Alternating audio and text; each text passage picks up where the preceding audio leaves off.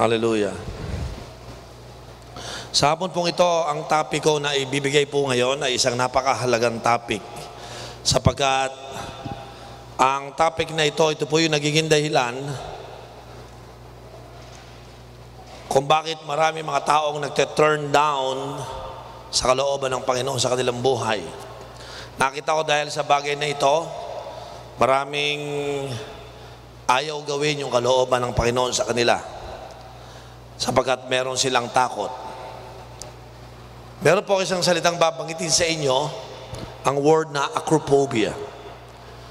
Ito pong acrophobia is a word that means fear of heights. At itong fear of heights can always escalate into fear of going higher or going to an increasing elevation.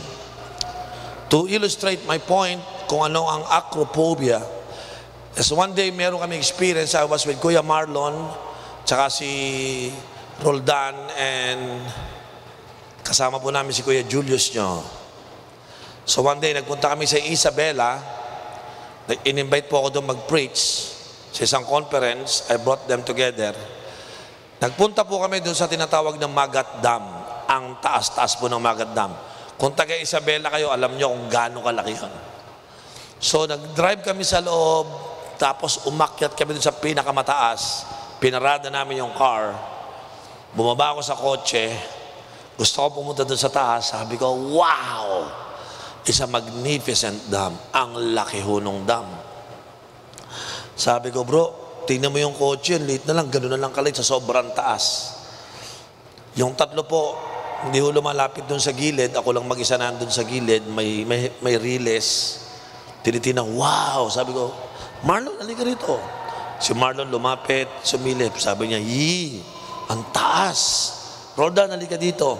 And then, si Roldan, yeah! Ang taas. And then sabi ko, Julius, halika rito. Nakita niyo po si Julius kung gaano kalaki yun, si Julius? Nagtaka ako sa kanya. Ayaw niyang lumapit. Sige na, lapit ka rito. Nung siya po'y lumapit, ganito pong itsura ni Julius. Nagtatawa lang kami sapagkat tingin ko si Julius ay meron siyang acrophobia. Meron siyang fear of heights. Sino sa inyo nakakaramdam po pag nasa mataas na lugar kayo, natatakot kayo sa lugar na yon? Sino po yung may gano'n? Meron kang fear of heights. So one day nagpunta kami sa Hong Kong, the same people, kasama ko sila, kasama si Ike, tsaka yung anak ko si Odie. Sumakay po kami ng cable car. Yung cable car po sa Hong Kong, napakataas nun. Sumakay po kami doon at nakita po namin, si Julius po nakahawak po doon sa bakal na doon. Sabi ko, bro, ang ganda ng kapit mo dyan sa bakal na yan. Nagtatawa lang kami and then ginawa ho namin. Yung kasama ko po, maluloko talaga. Lahat po ng cable car, dumahandaan ka ng dahan-dahan. Pero bukod tang yung cable car namin, sapagkat yung cable car namin gumaganon. Kasi niyuyog-yog namin. And then si Julius. Because fear of heights. Ginagamit ko po itong fear of heights.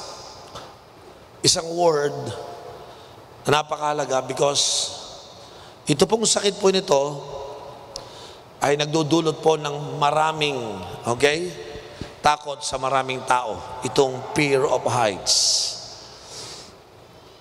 In fact, gusto ko pong sabihin sa inyo na sa hapong ito, meron din pong tinatawag na spiritual acrophobia.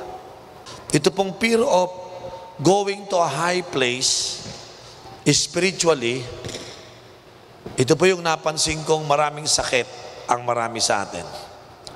In fact, marami pong mga gawain o plano ng Diyos na hihinder because our heart is full of spiritual acrophobia. Sino rito yung gustong mong umangat ang buhay mo? Taas yung kamay. Kaya lang, hindi ka magagawa kasi meron kang spiritual acrophobia. Na tuwing dadaling ka ng Lord sa itang mataas na level ng buhay, natatakot ka. Just to illustrate my point, may mga tao pala, no, na pagkatapos nila ng elementary, takot na takot silang mag-high school. Kasi matindi na doon, high school na to, ibang level na to. So hindi na siya nag-aral. Yung iba naman nag-high school, hirap na hirap umasa, pupunta na siya sa next level, college life.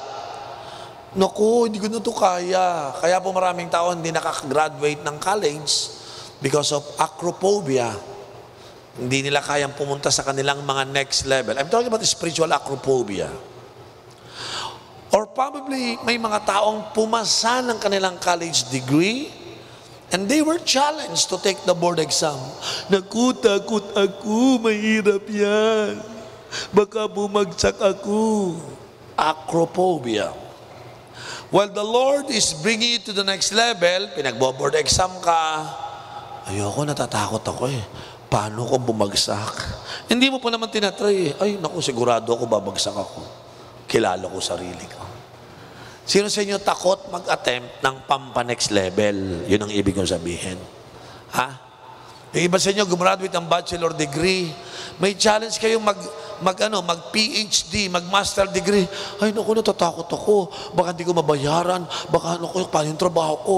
Kaya hindi makapunta sa next level kasi nga meron kang spiritual, what? Spiritual acrophobia. So lahat ng isinusubo sa iyong pampa-next level, natatakot ka. Takot ka sa heights, takot ka sa next level. Meron ba dito? Sino rito yung takot sa heights? Physically. Pero may mas lala pong sakit. Yung takot umasenso. Bakit? Alam niya, yung pampa-asenso, sino mas malaki sweldo? Bachelor degree o may masteral degree? Siyempre, may masteral degree. Eh, yun ang pampa-asenso. Ba't ayaw mong kunin yun? Takot ako. Bakit kaya lagi natatakot dun sa papaangat ng next level? Kaya, bago ko ito ituloy, tanungin ko muna kayo. Eh, kayo ba kontento na sa inyong kalagayan? O meron ka pang nakikitang next level to, pastor? Sino rito yung may nakikitang next level, higher level sa iyong buhay? Ha? Yung iba sa inyo siguro, kontento na ka pa kayo na makarating na kayo sa monumento. Saan galing? Pare, galing to ng monumento. Nagyabang pa. Monumento ka lang, talo kita. Saan ka ba? Tsaka ba galing? Baclaran. Layo. Sino sa inyo pinakamalayo mo nang narating monumento? Sino sa inyo pinakamalayong narating niya? Baclaran. Sino sa inyo hindi pa man lang nakakasakay ng eroplano? Dami, no? Talaga bang tricycle na lang tayo habang buhay? Talaga bang padjak na lang tayo? Okay, sino sa inyo gustong makarating sa mga next level na sinasabi ko? Amen? Luneta na lang ba ang lagi nating papasyalan? Parks and wildlife na lang ba? Ha? O sino sa inyo gustong mamasyal sa New York? Sa Scotland? O sino sa inyo gusto niyong mamasyal sa Kingdom of Wales? Sino sa inyo gustong mamasyal sa Geneva? Wow, di ba? Sasakay ka doon sa maliit na bangka, sasagwan-sagwang ka sa isang malinis na river. Tama, at kasama mo ang iyong mahal sa buhay, may payong kayong dalawa. Hallelujah. Sino gusto niyong ipasyal ang nanay niyo sa ibang bansa? At teka muna, hindi pang ordinaryo yan, pang ibang level yun. Kaya lang, hindi mo magagawa. Bakit? Andito ka lang. Hindi mo magagawa yan, maniwala ka. Okay, sino sa iyo sawang-sawa na sa jeep? Sawang-sawa ka na sa LRT? Yung mga nag-LRT, mga jeep, dyan kasi level mo. Pero sino sa iyo naniniwala, one day, makakatakas na akong pumipila sa LRT sapagkat ibang level ako, bibili ako ng kotse ko. Oh, ibang level yun. Ibang level yun. Sino sa inyo hindi na mangungupahan ng bahay, bibili ka ng sarili mong bahay. Ibang level yan. Sabi mo sa katabi mo, ibang level yun. Sabi sa kanya, huwag ka nang mangarap. Eh, may acrophobia ka eh. Kung may acrophobia ka, hindi mo mapupuntahan yun. Dapat sa hapong ito, mag-pray tayo. Panginoon, pagalingin mo yung acrophobia ko. Yung takot akong mag-next level. Ha? Tingnan mo yung katabi mo. Tingnan mo, yan ba yung katabi mo? Sino rito yung may katabi kang takot pang next level? Ha? Sino rito yung sawa ka na sa 3-in-1 coffee? Gusto mo namang mag-Starbucks? Ayan. Sino sa inyo sawang-sawa na sa FX? Ha? Sabi mo, Lord, iba naman. Alam nyo, sa totoo lang, lahat kayo may potential magpunta to a higher level. Pero kung takot ka doon sa acrophobiang dumadana sa buhay mo spiritually, then you cannot attain that level. Buksan ninyo ang Biblia sa Book of Ecclesiastes para makita nyo po na sa Bible, pinapakita po na may mga ganitong tao. Okay? Ready na ba tayo mga kapatid? Bro, yung aking Ecclesiastes, pakilagay mo nga, chapter 12, verse 4 and verse 5. When the doors to the street are closed and the sound of grinding fades, when people rise up at the sound of birds, but all their songs grow faint. Tingnan niyo po to. When people are what? Afraid of heights and of dangers in the street. And when the almond tree blossoms and the grasshopper drags itself along and desire no longer is still, then people go to their eternal home and mourners go about the streets. Nakalagay pala sa Bible yung ano, no? When people are afraid of heights. Totoo, nasa Bible po yun. May mga taong takot doon sa mga elevated na lugar. Paano kung pag-uusapan nga natin ngayon ay ang salitang spiritual acrophobia?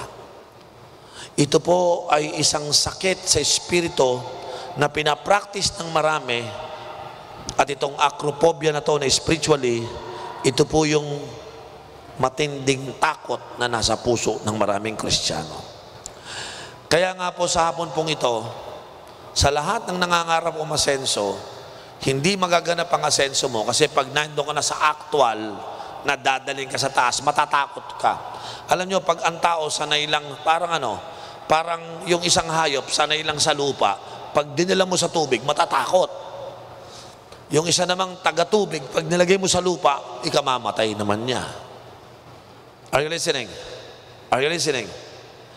I notice marami mga tao sanay na sa mababang uri ng pamumuhay. Pag dinadala mo sa mga, tara sama, tignan nyo, isang mahirap, sabi mo sa, tara sama ka sa akin. Saan? Punta tayo sa Forbes Park. Bisitahin natin kaibigan ko. Forbes Park, matatakot ka agad. Yung taga-squatter, halika, punta tayo sa Makati. Ha? Saan? Makati? Ha? Matatakot. Kasi nga sanay lang sila saan? Doon sa mga lugar na mababa, na mga tao, ordinaryo. Hindi tayo sanay doon sa pumunta naman sa ibang klase ng mga tao. Alam niyo po, hindi ko po minamaliit ang mahihirap. Ini-encourage ko ang mahihirap na huwag kayong masanay sa ganyang level. Umangat yung buhay natin. Amen po ba? Bakit ko po ito binabanggit? Dumaan po ako sa todong hirap. Hindi masarap. Sino rito nag-i-enjoy ka sa kahirapan mo? Alam mo, na-miss ko na kahirapan talaga. Sana Lord, paghirapin mo ako. May ganyan ba tao? Lahat ng tao may iwas sa kahirapan. Ikaw naman, nag-i-stay. Amen. Kailan kaya tayo magigising at sasabihin sa sarili natin, Lord, from now on, I will never be afraid of heights. That's why God bring me to the next level. Sa totoo lang mga kapatid, pag sinanay mo yung mababang level na pamumuhay, pagkain mo, ordinaryo, bahay mo, ordinaryo, sweldo mo, ordinaryo, ang mapapangasawa mo, lahat ordinaryo. But I tell you, when you go to the next level, kaya tama yung mga nanay nyo, anak, mag-aral kang mabuti. Ibig sabihin nun, para pumunta ka sa next level mo. Kung hindi ka makikinig sa nanay mo, encouragement siya to go to next level. Takot ka kasi, tinan niyo yung mga estudyante. Alam mo yung mga walang pag-asang estudyante? Ito yung walang next level. Ito yun, yung mga nangongopya, yung mga lakwatsero, yung mga nagdodota. Yan mga yan, walang pang next level na yan. Kasi takot siyang maging totoo sa sarili nila. Sige nga, mag-aral ka nang hindi nangongopya. Sabihin mo sa'yo. Sige nga, mag-aral ka nang hindi naglalakwatsa kung kaya mo. Yung iba hindi makatiis. Pare, grabe. Ngayon lang ako nakapasok sa talambuhay ko nang walang cutting classes. Diba? Lahat po tayo ayaw natin. Alam nyo po, nung bata po ako, may experience akong nakakatakot. Alam nyo kung ano? Yung auntie ko, asawa ng kapatid ng mama ko, principal sa eskwelahan. Siyempre, pamangkin niya ako, sukat ba namang nilagay ako sa section 1? Sabi sa akin, Aurel, section 1 ka. Po?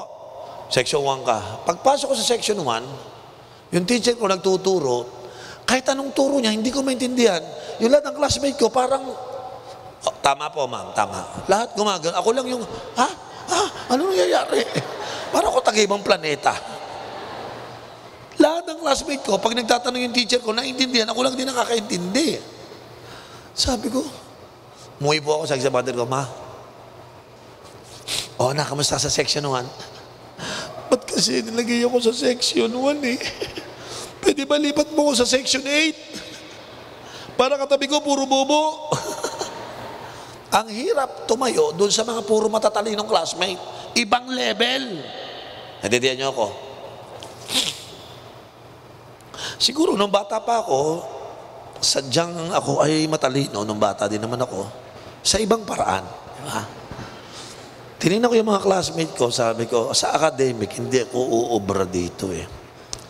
May naisip po akong paraan, isang matalinong paraan. Sabi ko doon sa teacher ko, ma'am, may I go out? Bakit? Sandali lang po, ma'am. Okay, labas po ako. Kumuha ako ng baso sa kantin, naglagay ako ng tubig. Pumasok ko sa eskwela, may dala akong tubig. Ma'am, inom muna kayo, baka pagod na kayo. Nagtaka yung teacher ko. Binibigyan ko siya ng tubig. Naisip ko po, hindi na ako matalino, hindi pa ako marunong sumipsip. Talagang tuloy-tuloy na pagbagsak ng buhay ko. So, utak ang ginamit ko. Sumipsip muna lang ako. Sabi ko, ma'am, inom muna kayo. Sabi ng teacher ko, Baliano, I'm so impressed with you. No one think about me except you.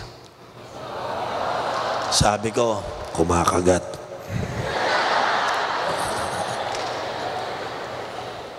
Pagkatapos niyang magturo, lahat ng classmate ko labasa na. I stay on my room. Ma'am, ako na po magbubura ng blackboard mo. Para wag malagyan ho ng chok yung kamay niyo. Ako na lang, ma'am. Sabi na, Baliano, you're so kind. I'm so... Malamang yung nanay mo mabait, tsaka tatay mo. Ma'am, mabait po talaga sila, ma'am. Nilininis ko, kumakagat. Pagkatapos ko naghugas po ako ng kamay, sabi sa kanya, ma'am, pauwi na ba kayo, ma'am? Gusto mo yung mga bag mo, ako na magbuhat hanggang gate? Sige, di ka ba maglalaro? Yung mga klase mo, hindi ma'am, saka na pagkatulong ko sa'yo. Dala-dala ko yung bag. Kinabukasan, may klase na naman, hindi ko na naman maintindihan. Kuha na lang ako ng tubig. Grade 4 ako noon, tanda ko. Nung pagkatapos po ng pasukan, bigaya ng class card. Pagbigay po ng class card sa akin, nakangiti ako. Yung ibang classmate ko malungkot. Baliano, ba't ka nakangiti? Ano ba grade mo? Sabi niya, ako nga 82 lang 86 ako Yung teacher ko nahabag sa akin. Mga kapatid, wala akong pinanlaban kundi pagpapakumbaba na lang. Sabi ko, hindi na ako matalino, yayabang pa ako, magpe-pretend akong section 1. Lord, tulungan mo na lang. Nagpakumbaba na lang ako. Tagaupo na, sige na. Pero nagbunga pala, no? Yung pagpapakumbaba. Yung iba sa inyo, wala ng pera, hindi pa marunong sumipsip kay Lord. Sumipsip lang ako sa teacher ko. Alam nyo, pagdating ng grade 5 ko, sabi ng auntie ko, Oriel, halika. Balita ko, section 1 ka ulit, ha? Sabi ko, opo. Alam mo, I'm not expecting that. I'm expecting baka section 4 ka, section 5. Pero you maintain, ha? Sabi ko,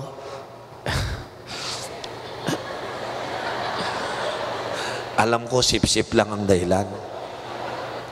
To tell you honestly, hanggang grade 6, natapos ko po ang elementary ng kakasip-sip.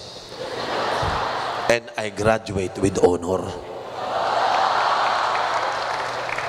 Yung teacher ko, pagdating ko ng grade 6, nabaitan sa akin, pag uwi ng classmate ko, sabi sa akin, Baliano, liga.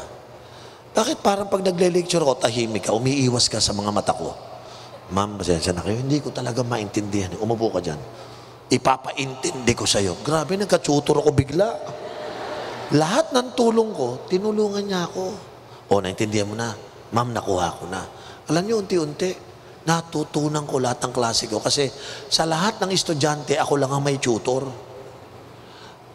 Alam niyo po, nakita ko, if you want to go to the next level, you have to do something about it. Amen po ba? Sino sa inyo gustong pagpalain? Sa buhay, kung sisip-sip ranling ako, kay Lord na ako sisip-sip. Ha? Yung iba sa inyo, hindi kayo marunong sumipsip kay Lord. Tingnan nyo, bibigyan ko ng example. Ang pagsamba, alas 3, darating ka, 3:30. Paano? Dapat, pagsasamba kayo kay Lord, yung sarado pa, andyan ka na. Amen. Yung iba sa inyo, tingnan nyo, dumating, walang dalang Bible, walang dalang notebook. Pagdating, parang tambay lang sa simbahan. Pero yung iba sa inyo, nagdala ng Bible, nagdala ng notebook. Habang nagpipreach ako, yun ang mga sip-sip kay Lord. Amen. Pero yung iba, pupunta lang sa church, upo pa sa dulo, kala mo,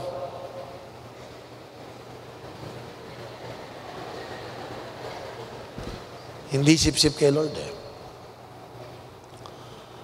If you want to go to your next level, how many among you want to please God in your life? May babanggitin ako mga talata sa Biblia po, sa sandali pong ito, kung ano ang role ng Holy Spirit para iangat ang buhay natin sa Panginoon. Marami pa sa inyo nangangarap ko, sabi nyo, ayan, may pinag-aralan na ako, ayan, maganda ang buhay ko, umanda po kayo. Hindi kayo makakarating sa next level ng buhay nyo kung kayo nag-aral lang. In fact, I should say, may role ang Diyos sa buhay mo para iangat ang buhay. Tignan nyo po yung role ng Holy Spirit. Come on, say that to the Holy Spirit. Sino nyo sa inyo niwala, kailangan mo ang Holy Spirit para madala ka niya sa next level ng life nyo. Come on. Do you believe that? Tignan nyo po itong Revelation chapter 4 verse 1. Mababasa nyo itong verse na ito ng ganito. After this, I looked, and there before me was a door standing open in heaven, and the voice I had first heard speaking to me, like a trumpet said, come up here. Nakita niyo yung verse na yan? Pinapaangat sila. Come up, umakyat ka dito. Don't stay on that level. Come up. Come up here. And I will show you what takes place after this. You know, the invitation to come out, why? Because I will show you something. And then pagdating po ng verse 2, at once, I was what? In the Spirit. And there before me was a throne in heaven with someone sitting on it. Ba nabasa ko po ito, no?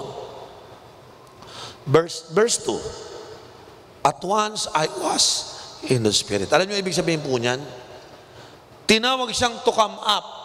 Kaya lang siya naka-come up because I was in the Spirit. Ibig sabihin, may ginawa ang Holy Spirit sa kanya from this level. Tinulungan siya ng Holy Spirit. Pumunta dun sa taas, yung open heaven na yon. And there, nung inangat siya ng Holy Spirit, teka muna, sino naniniwala nag-aangat ng buhay ang Holy Spirit? You have to believe this verse. Some of you on your own, you cannot make it. Some of you, you think because you're educated, you can make it. I'm sorry to tell you. Unless a man trusts the Holy Spirit to bring you up to your next level, you cannot make it. God wants to show you something that you have never seen before. And you know who will help you to do that? The Holy Spirit. Bihira po yung mga tao na sa kanyang pag-angat, sinasabi niya, ang banal na Espiritu ang tumulong sa akin ng Diyos na buhay, kaya ako umangat. Minsan tinatanong po ako ng mga kaibigan ko, Uriel, ano nangyari sa'yo? Alam namin, ikaw mahirap Paano nangyari sa buhay mo? Wala po ako ibang masabi, kundi sabihin na, hindi ako may kagagawa nito, ang Panginoon ang gumawa nito sa buhay ko. Because the Lord bring me up to that level, to this level, not because of me, but because of God.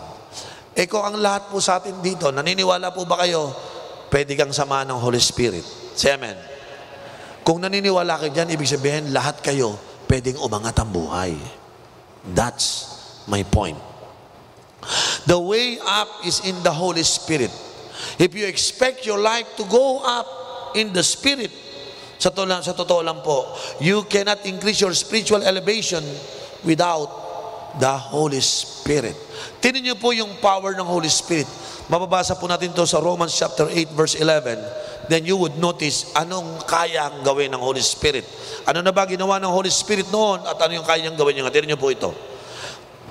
And if the Spirit of Him who raised Jesus from the dead, you see the Spirit, it raised up Jesus from the dead, is what? Living in you. Yun ang mahalaga. Yung Holy Spirit na nagbuhay mula sa mga patay kay Kristo ay namumuhay sa atin.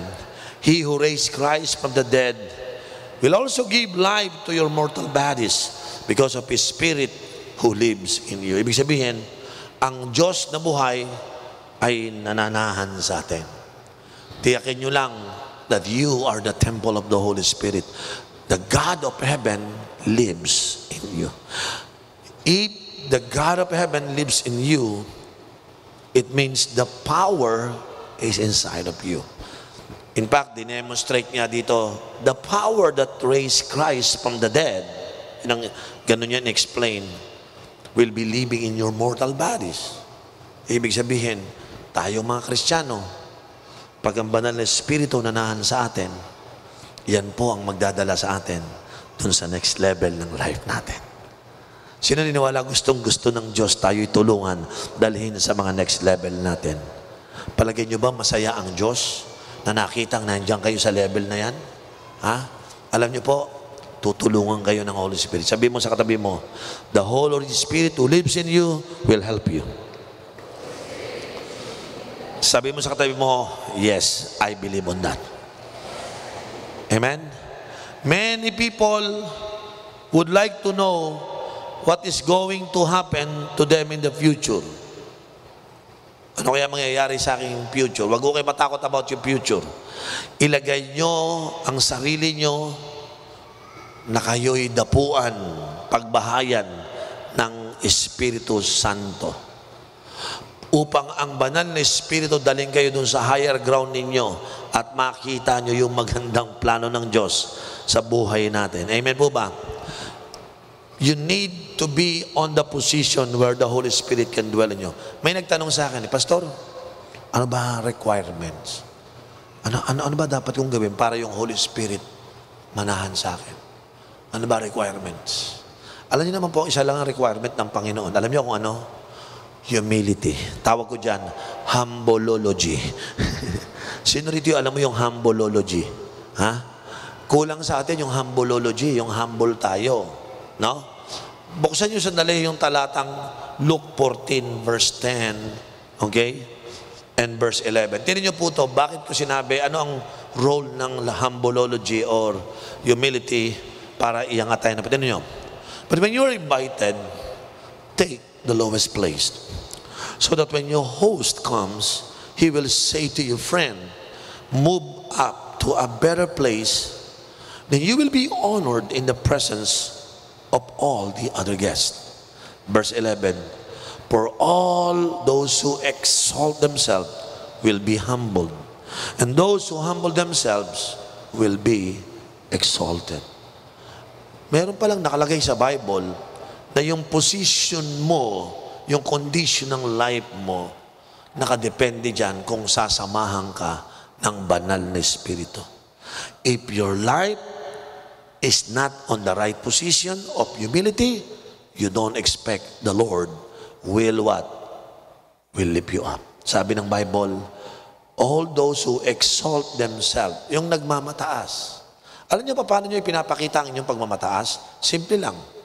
Kahit hindi ka magsalita. Yung pagpapakita ng mga galaw at aksyon mo na parang hindi mo kailangan ng Panginoon, kita na ni Lord kaagad kung merong pride o exaltation ang heart mo. Tingnan, bigyan kita ng example.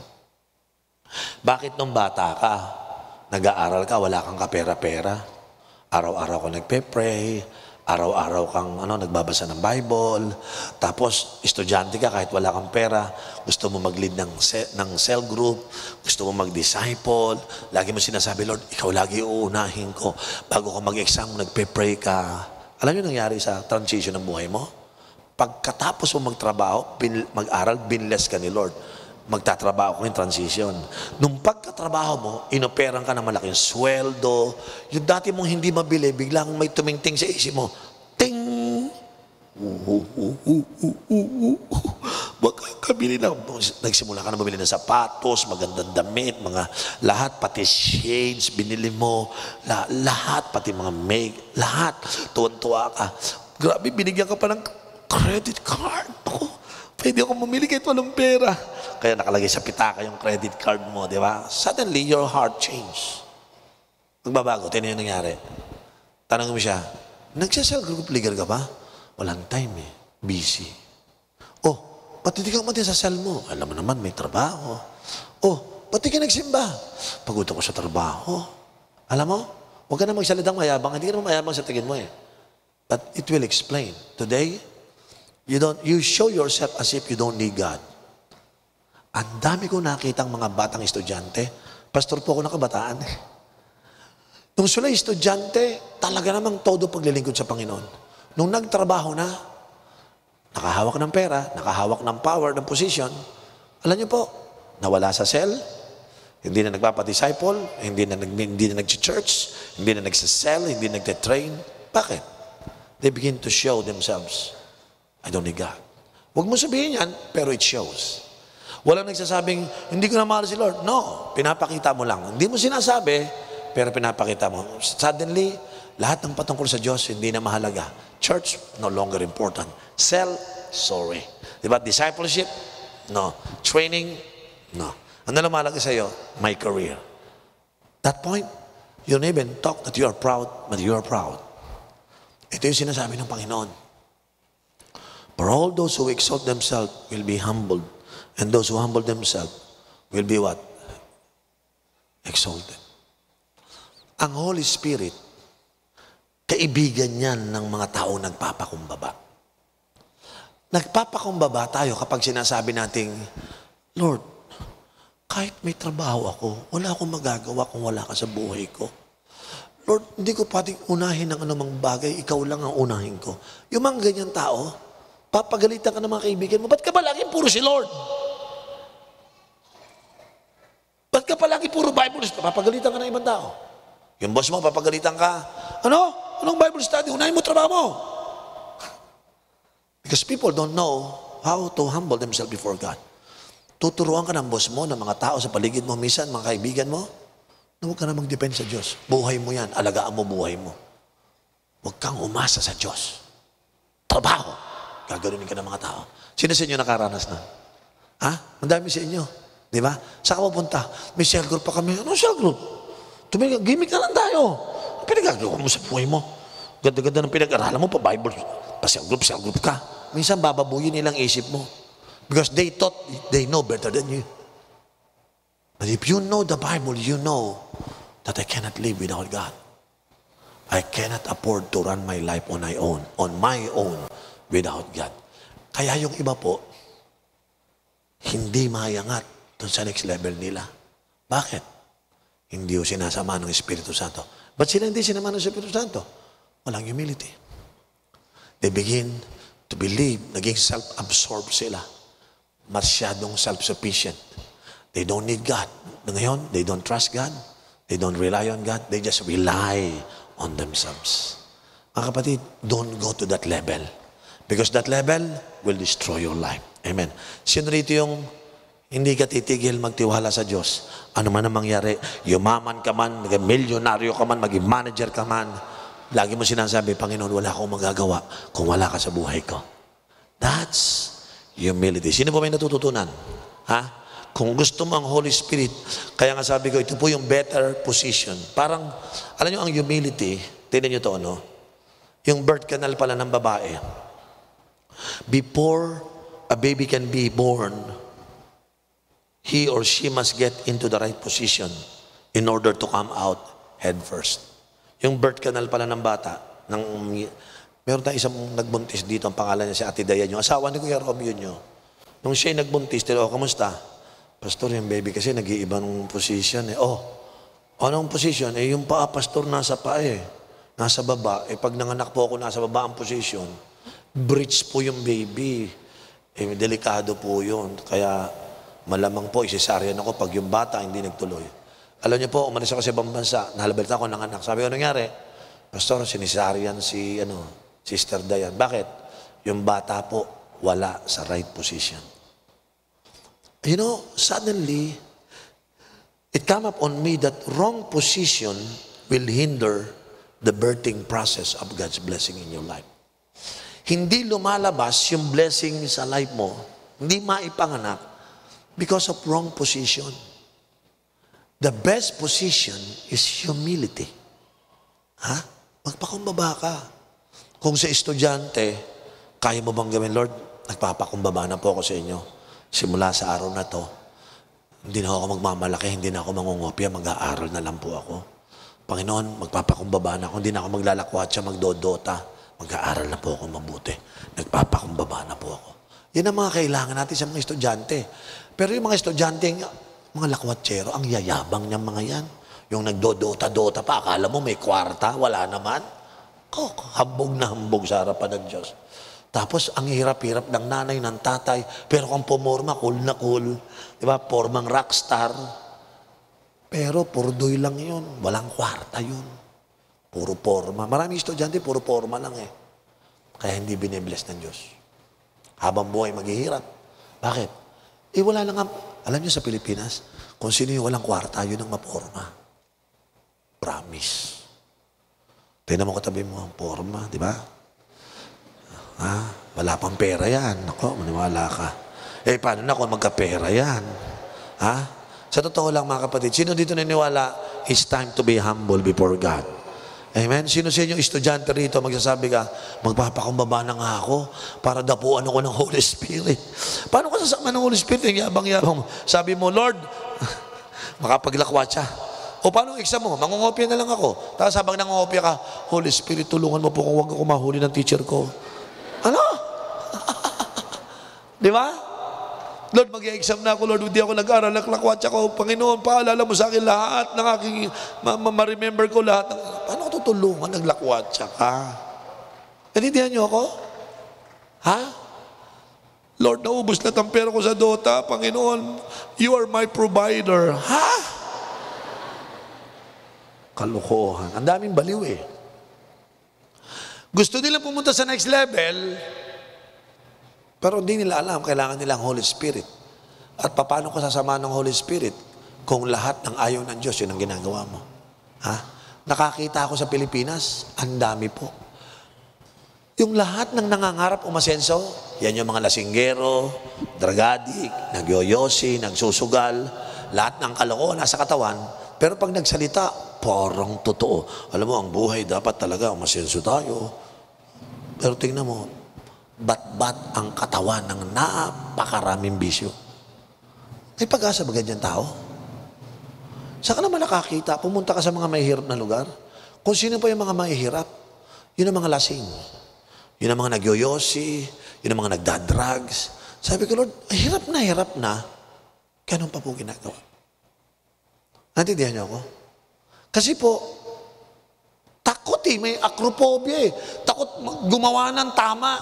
Takot pumunta sa next level Kasi yung ka-level niya, puro drug addict, pare-pareho lang tayo. Alam mo, pag tumanggal ka doon, ibang level ka Amen. Amen. Biro mo, doon sa buong squatter, ikaw lang ang faithful mag-aral. Hindi naglalakwatsa, kakaibang level ka. Yeah, hindi ako katulad nyo. Because I have a dream that God will be with me. And one day the Lord will bring me up there and now you will live a different life, not like you. Ganyan ang sinabi ko sa sarili ko nung bata ako. Ang dami kong barkada. Ako po ang presidente ng Tau Gamma Pi. Ako po ang presidente ng League of Philippines. Lahat ng kalokohan alam ko. Pero one day nagdesisyon ako, hindi na ako sasama sa ganitong uri ng buhay. Because I'm preparing myself ng ibang level ng buhay. 50 years old na po ako. Nung estudyante po ako. Ang dami kong barkada. Pag nagkikita po kami ngayon, masasabi ko lang po, ibang-iba buhay ko sa buhay nila. Why? I pay the price to go to the next level. Iniiwan ko lahat ng bisyo ko. Alam ko, yun ang magiging. Para kung umaakyat sa isang hagdan na meron akong malitang 4, ang dami kong baggage. Sabi ko, paano ako makakakyat dyan sa level na yun kung dami kong baggage? Yung pala, bago ko makakyat dyan sa hagdan level of my success, dapat wala pala akong dala. Umakyat po ako doon, walang dala. Nakita ko, marami akong iwan. Kaya in-encourage ko kayo, hindi nyo magagawa pag wala ang Holy Spirit. At ang Holy Spirit, inihintay yung humble position mo bago kanya samahan. Then the Holy Spirit will help you. Are you listening, mga kapatid? May 3 dahilan kung bakit maraming tao ngayon. Listen to this. May 3 dahilan bakit ang mga tao ngayon, okay, ayaw po nila, no? Hindi po sila nagpupunta ng higher level. There are 3 reasons. Napansin ko, itong reason na ito, why so many saints or Christians are afraid of heights. Bakit meron silang acrophobia? Ba't sila takot magpunta sa next level? Parang ganito, gumraduate ka na, natatakot ka mag-board exam. Bakit ano nakakatakot doon? Takot siya maging successful. Yun ang ibig sabihin nun. Meron ba ditong gumraduate, takot kang mag-board exam? Meron ba ditong gumraduate ka na, takot ka pa mag-PhD o masteral degree? Ano kinakatakot mo? Yung pala, may acrophobia. Takot silang pumunta ng next level. Sino sa inyo hindi ka takot pumunta ng next level? Pag sinabi ko next level, yung dating wala kang kotse, ngayon next level ka na, may kotse ka na. Yung dating wala kang bahay, next level ka na, may bahay ka na. Tama? Tama? Yung next level, pag sinabi next level, namamasyal ka lang sa Luneta, ngayon nagmapasyal ka na sa Hong Kong, next level yan eh. Pero bago nyo marating yung ganong klaseng level, ibang usapan po yan. Dapat tanggalin mo yung takot na humarap sa challenge ng next level. Tingnan nyo po, ano yung kinakatakot nila? Ito palang high place na ito is the place of sacrifice. Kaya pala sila natatakot kasi may involvement ang sacrifice. It was a place of elevation where God called people to leave everything in their life behind. Alam niyo, pag umasenso kayo, parang si Bishop Oriel, umangat ang buhay ko, umasenso ako, nung nagdesisyon ako, ayoko na ng fraternity, ayoko na maging aktivista, I'm a drug addict during the time, ayoko na ng drugs, tatambisyo, ayoko na. Ano lang gagawin mo? Straight na ako kay Lord. Nakita ko, if I want to go to the next level, I must leave behind some things in my life. Nagdesisyon po ako, walang takot. Sige, ayoko na. Mga kaibigan ko, in-invite ulit ako mag-drugs, in-invite ako mag-bisyo. Lahat po in-invite sa akin. Pero sabi ko sa kanila, bro, iniwan ko na yan. Hindi ko na sinasama. May bago na akong journey. Kasama ko na ang Panginoon. Ibig sabihin, hindi ka na maging presidente ng Tau Gamma Pi. Sorry. I resign. Hindi ka na mag-LFS, I resign. Bakit? Because if I want to go up to my next level, dapat wala akong dala doon. Sasacrifice ko na lahat ng bagay na yan. Susurrender ko na sa Panginoon. You know what happened? I become so free. Wala na akong inisip na activism, wala na akong inisip fraternity, wala na akong bisyo. Alam nyo, focus ako sa pag-aaral. Doon lang ako nakapokus hanggang sa ako po ay nakatapos ng pag-aaral. Nakapokus ako, mga kapatid. Nung ako'y nagpapastor, sabi ko nga sa inyo, ang sweldo ko, 80 pesos a week. Wala akong pera, pero nakapokus na ako. Sabi ko, Lord, tulungan mo akong dalhin ng Doulos for Christ to the next level. 25 years ago, hindi ko mabayaran ng 5,000 facilities. Nagpipreach ako, walang kuryente. Pero ngayon po, because I work with the Holy Spirit, ang Doulos for Christ, nasa PICC, Nasa World Trade Center, naka-air condition kayo ngayon. Nakaupo kayo dyan. Pero 25 years ago, I was on that level. My face fall flat on the ground. But after 25 years, as the Holy Spirit helped me, dinala po ako ni Lord Ibang. Dati po, halos wala akong pamasahe sa jeep, sa taxi, halos walang pambayad. Nung araw yung pamasahe lang, masaya na ako. Makauwi lang ako sa nanay ko. Ngayon po, hindi ko na iniisip pamasahe ng jeep, ng taxi. Ang iniisip ko na po, pamasahe ng eroplano na ibang level. Sino sa inyo iniisip nyo pamasahe nyo, eroplano? Wala na, ibang level na. Sino gusto magpunta ng ganun level? Nakakuha ka na ba ng ticket? Ticket saan? Sa train. No. Sorry. I'm flying. Amen. Nasubukan mo mag-drive. Mula Manila hanggang Mindanao, wala kaming pera eh. At ngayon, hindi ko na ginagawa. Taon-taon nagpupunta po ang mga Doulos for Christ, young people sa Samar, nakasasakyan lang po kami. 16 na oras ako magdadrive. Ang hirap. Wala kaming pambili ng airplane ticket. Pero alam nyo ngayon, hindi na ako namin nagdadrive papunta sa probinsya. Kahapon nga, yung mga young people natin, nagpunta ng Davao eh. Naka-aeroplano na eh. Bakit? Ibang level na ngayon. Sino po naniniwala pwedeng pumunta sa ibang level? Alam nyo bakit napunta ganyan sa ganun level? When I was young, I paid the sacrifice. Iniwan ko na yung lahat ng mali. Nire-reward pala ng Holy Spirit yung mga taong iiwan na yung mali. Kaya kung gusto mong umasenso, ang tanong ko sa'yo, handa mo na bang iiwan yung mga luggage na mali? Na nasa katawan mo, yung mga bit-bit mo na siyang sumisira ng pangarap mo. Tapon mo yan, bitawan mo yan, i-sacrifice mo na yan. Because high place will ask for your sacrifice. Next level, may sasacrifice ka dyan. Gusto mo mga tambuhay mo, wala ka sa kahirapan, ano sinasacrifice mo? That's the first question. The second question, the high place is a place of decision making. Because kung gusto mong umasensyo, you have to make a decision. Magdi-decide ka dyan, kapatid. Kung hindi mo kayang mag-decide, may hihirapan ka. Amen. Number 3, the high place is the place of glory.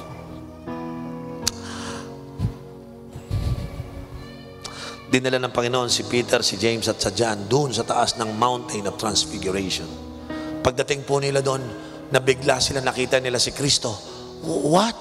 Si Kristo biglang nagliliwanag ang muka. And then sabi ng Bible, biglang may dumating na voice coming from heaven, "This is my son, whom I am well pleased." Grabe. Sabi nila, mamayang kote, nakita nila si Moses naglalakad, si Elijah naglalakad. Alam mo, sabi ni Peter, Lord, magtayo na tayo ng bahay dito. Huwag na tayong umalis dito. Napakaganda, napaka-glorious. Yeah. Because at the mountain, there will be transfiguration. There will be transformation.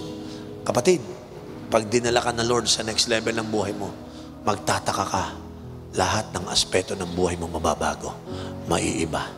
Yung mga nanay, tatay ninyo, kung may utang yan.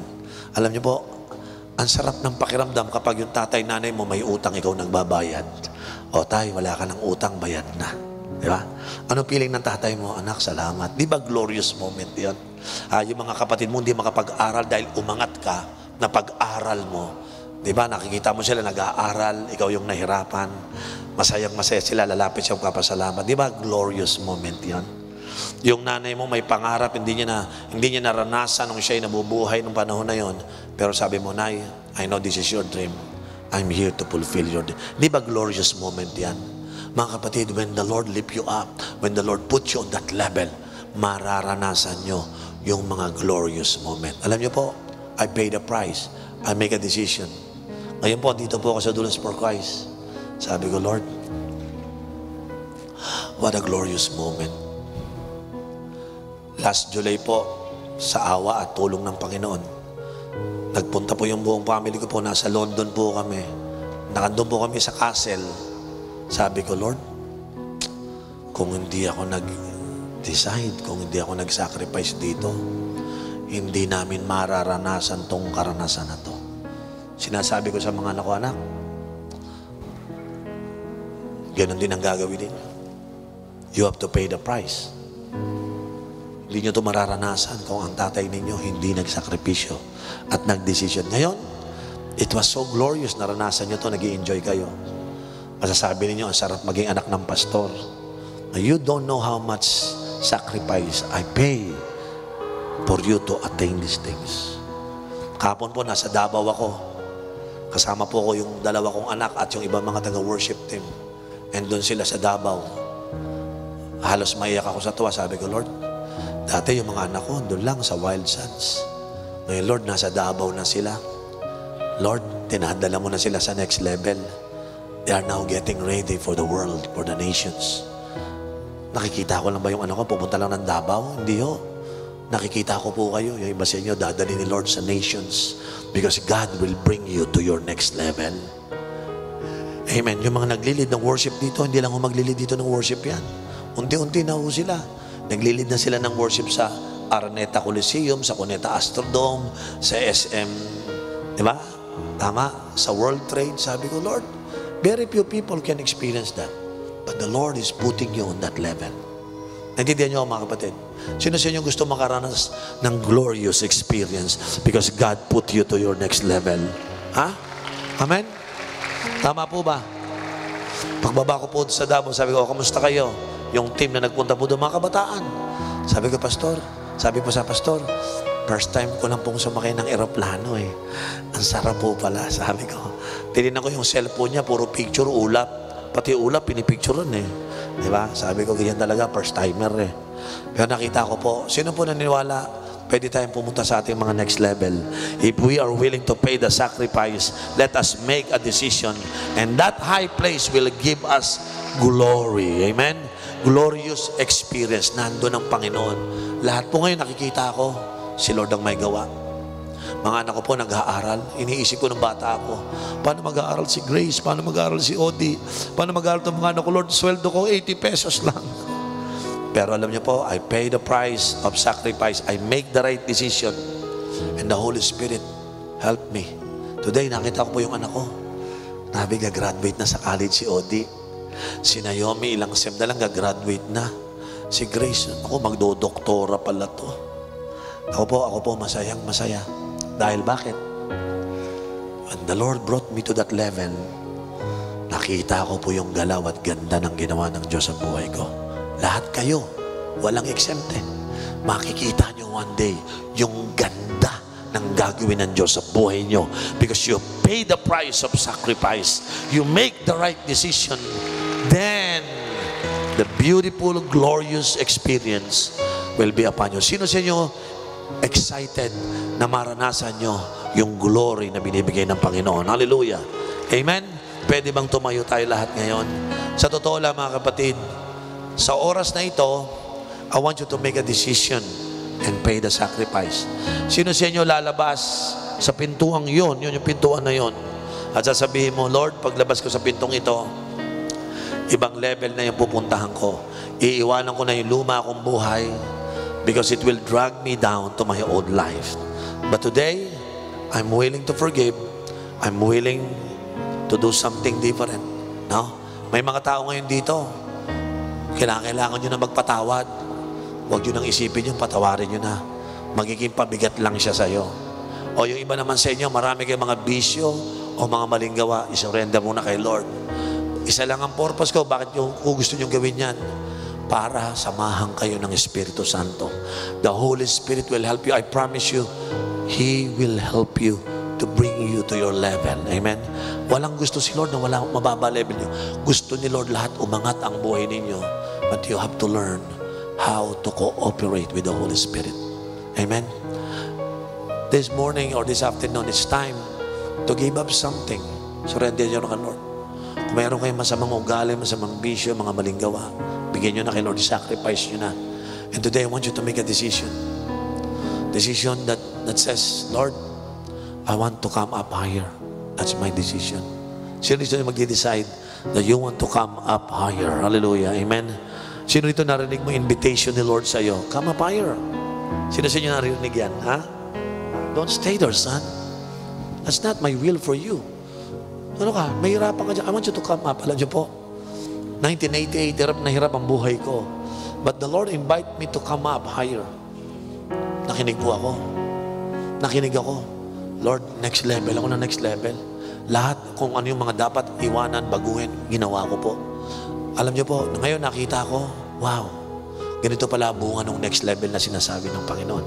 You know, hindi ako makapagsalita sa isang tao. Now we begin to preach sa mga estudyante. Hindi ako makapag-preach ng fluent English.